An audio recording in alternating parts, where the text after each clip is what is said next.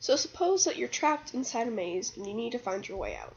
Initial attempts at exiting are random, and because the walls appear identical, you begin wasting time and energy trying the same routes over and over again. After some thought, and after recalling a useful computer science algorithm, you take advantage of a tool you have in your pocket, a pen. You begin marking the walls with some notes and the timestamp. In each branch point, you mark the direction you're about to attempt with an arrow. If a dead end is encountered just around the corner, you retreat to the branch point and mark dead end for the direction, and try another one. By marking these directions that have failed, you avoid needlessly trying them again. And here's how we tackle the problem in computer science. The maze will be defined as a 2D grid of asterisks for walls and blanks for paths. The size of the grid will be 12 by 12, starting at the location 6, 6. A data structure for this problem will be a two-dimensional array of chars. The array will be declared as a 13 by 13 grid, so we can use locations 1 through 12 by 1 through 12. Row 0 and column 0 will not be used in the data structure. The initial grid will be stored as a text file and will be loaded into the array. The solution is a backtracking algorithm involving a series of trial and error attempts. A potential path out of the maze will be traced with an exclamation point. With moves limited to horizontal or vertical directions, dead end is encountered, back up and try a different direction. We will be at exit point if we arrive at row 1 or max row, or at column 1 or max col. In developing a recursive situation, consider the base case first. What situation or situations will cause the recursive method to exit? We have arrived at the location that is off the data structure. This is important to catch the situation first to avoid an array indexing error. Encountering an asterisk character means that we have run into a wall. The algorithm should stop. Encountering a location we have already visited could cause the algorithm to stop.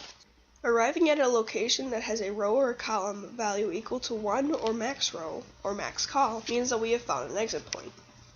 The general case of encountering a blank space requires the following steps.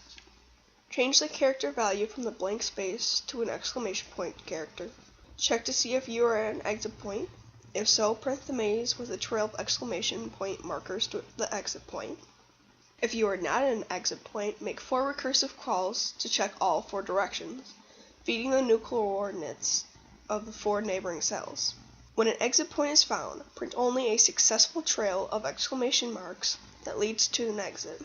As a result, it will be necessary to find each recursive call to work with a copy of the array. Why is this? If a reference to the original array is passed with each recursive call, the placement of exclamation marks would be permanent in the data structure. Now let's walk through the code solution.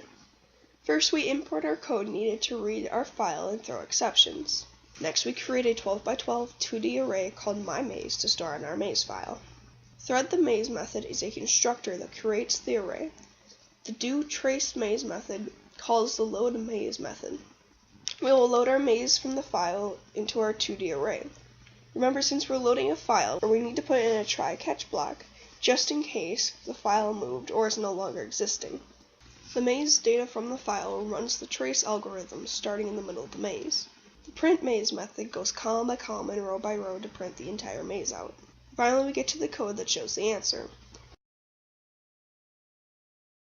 And here are the 2 solutions when starting at location 6, 6. It is very significant that a blank space be changed to an exclamation point before recursive calls are made. For example, suppose you begin at location 6, 6 and a blank space was encountered. If you don't change the blank into an exclamation mark, the recursive calls to solve the upward direction would receive location 5, 6. This recursive call would eventually look back down at 6, 6, the location from where it came from. A blank space would still be there, and the recursive calls would go in circles until the computer ran out of memory. Changing the blank space into an exclamation mark is like leaving a trail of markers. When a recursive call for a neighboring cell looks back at the cell from which it came, it will see the exclamation point and not a blank space.